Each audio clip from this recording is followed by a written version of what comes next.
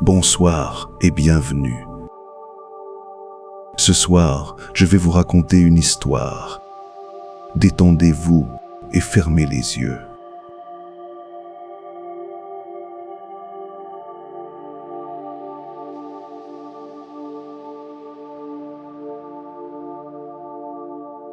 Plongez-vous dans cette lunaire soirée brumeuse, dans l'histoire d'un garçon très heureux et épanoui. Il vivait une vie très modeste, dans une maison en bois près d'un lac avec son père.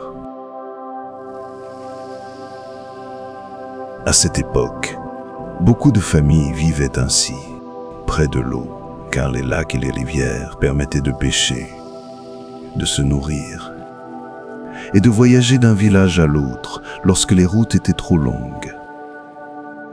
Le garçon jouait sans cesse avec son oiseau, disait son père. Il était magnifique.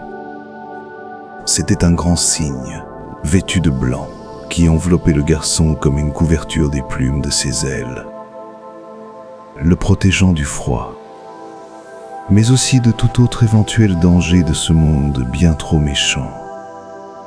Quand le cygne déployait ses ailes, le monde était heureux, et le garçon aussi.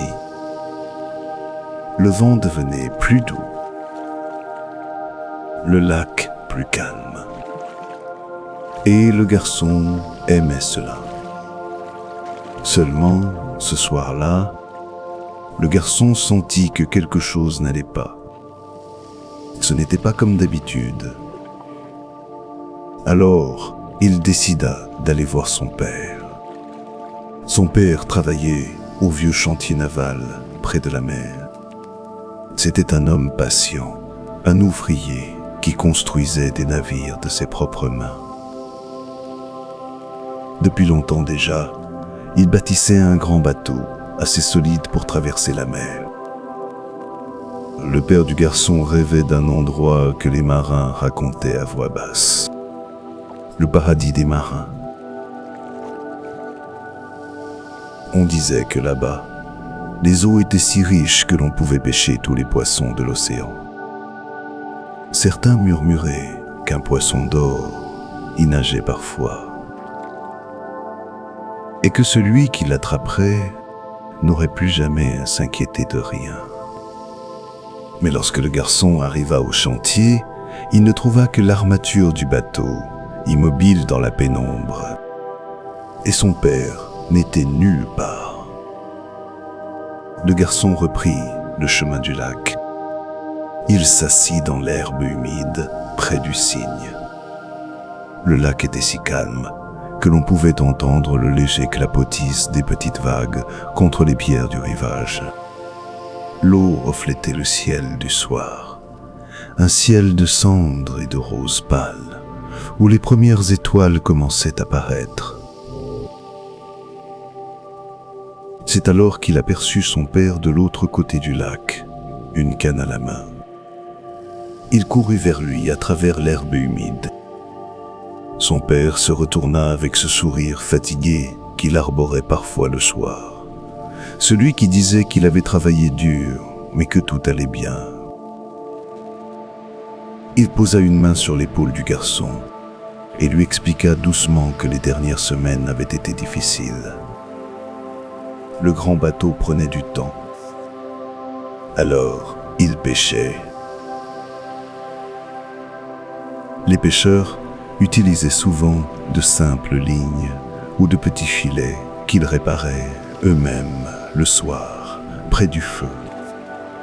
On attrapait surtout des poissons d'eau douce, comme des perches ou des brochets, que l'on salait pour les conserver plus longtemps. Le garçon écouta sans rien dire. Il regarda les mains calleuses de son père autour de la canne, ses yeux posés sur l'eau avec cette patience tranquille qu'il avait toujours. Ils restèrent un moment, côte à côte dans le soir qui tombait.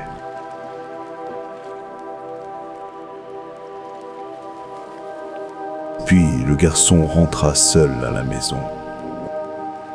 Il alluma un feu, disposa les poissons au-dessus des flammes et laissa l'odeur de fumée et de poissons grillés se répandre, puis au dehors. Le cygne la sentit. Il s'approcha, curieux. Le garçon lui tendit un morceau, et le cygne le saisit avec délicatesse, ferma les yeux un instant. Alors, le garçon monta sur son dos. Les plumes étaient tièdes, encore imprégnées de la chaleur du feu.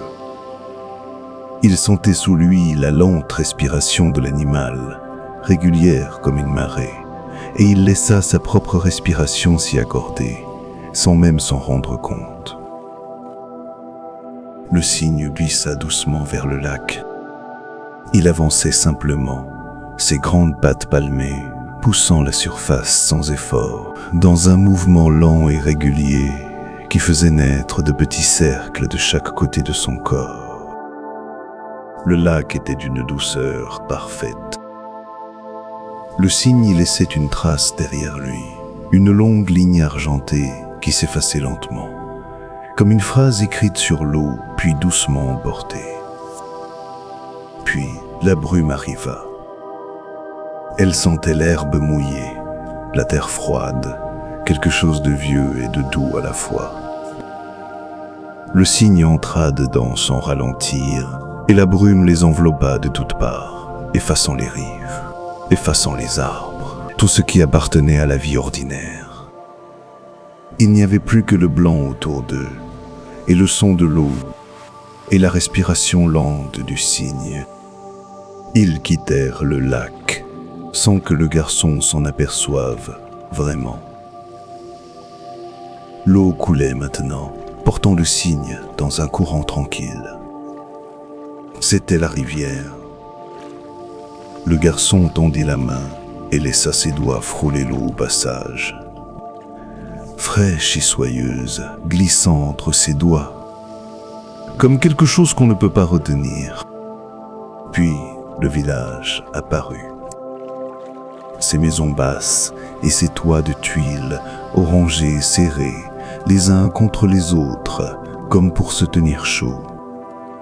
Dans ces villages, la nuit tombait vite, car il n'y avait que quelques lampes à huile aux fenêtres, et le silence revenait dès que le travail du jour était terminé. Quelques fenêtres éclairées dans la nuit bleue. Sur le chemin qui longeait la rivière, deux silhouettes marchaient côte à côte, lentement, leur voix portant à peine. Juste un murmure doux, presque une musique.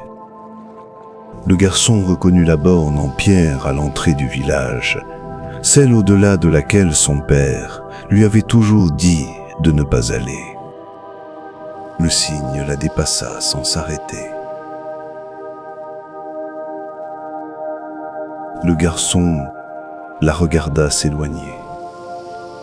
Il ne ressentit rien d'autre qu'une légère et douce ivresse, celle des frontières qu'on franchit pour la première fois. Il s'endormit peu après. Ses paupières s'alourdirent progressivement. Sa tête glissa doucement sur le côté, trouvant dans le duvet épais du cygne un oreiller parfait. Il laissa simplement venir ce qui venait, comme on laisse une vague vous porter sans chercher à nager. Le cygne continua. Des heures peut-être. L'air avait changé, plus épais, plus généreux, chargé d'une saveur nouvelle qui se posait sur les lèvres comme une promesse. Quand le garçon ouvrit les yeux, la nuit était partie. Le ciel était d'un orange pâle et doux, les premières lueurs du jour s'étirant à l'horizon. Et à la place de la rivière, à la place de tout ce qu'il connaissait, il y avait la mer. La mer était immense. Les marins disaient souvent qu'on pouvait naviguer des jours entiers sans voir la terre, guidés seulement par les étoiles et le bruit régulier des vagues contre la coque du bateau. Il n'avait jamais eu le droit d'aller plus loin que le village. Et voilà que devant lui s'étendait quelque chose sans bord, sans fin, une surface vivante qui respirait lentement sous la clarté naissante du jour. L'horizon était si loin qu'il semblait appartenir à un autre monde. Il pensa à son père, à ses yeux quand il regardait la mer. Il comprenait maintenant ce regard-là. Le cygne s'arrêta, flottant sur place. Le garçon sortit le dernier morceau de poisson grillé de sa poche, en prit la moitié pour lui et tendit l'autre au cygne, qui la prit délicatement avec une grâce tranquille. Puis le cygne inclina doucement la tête vers l'avant et il plongea. L'eau les enveloppa, vive et claire, et le garçon réalisa qu'il respirait. Sous l'eau, il respirait. L'air entrait et sortait de lui, comme si c'était la chose la plus naturelle du monde. Les fonds s'étendaient sous lui, dans une clarté bleue et dorée. Des forêts d'algues ondulaient doucement. Des poissons argentés passaient en groupes fluides, changeant de direction tous ensemble comme une seule créature. C'est alors que le poisson apparut. D'abord une simple tache dans le bleu profond, puis de plus en plus distinct, jaune intense, presque doré, ses écailles scintillant doucement. Il tourna autour du cygne, en cercle lent et gracieux, puis ralentit, s'approcha et vint effleurer la paume ouverte du garçon. Le garçon referma sa main avec une lenteur infinie. Il le regarda longuement. Jaune, d'un jaune profond et chaud, presque comme de l'or. Il pensa à son père, à la légende, et quelque chose dans sa poitrine se mit à battre un peu plus fort. Il le serra doucement contre lui. Puis, il vit la plante. Le cygne s'en approcha doucement, et la plante s'ouvrit complètement, libérant un nuage de petites particules qui se dispersèrent autour d'eux comme de la poussière d'étoiles. Quelque chose changea. Doucement, comme quand les couleurs du ciel basculent au coucher du soleil, sans qu'on puisse dire exactement à quel moment le bleu est devenu orange.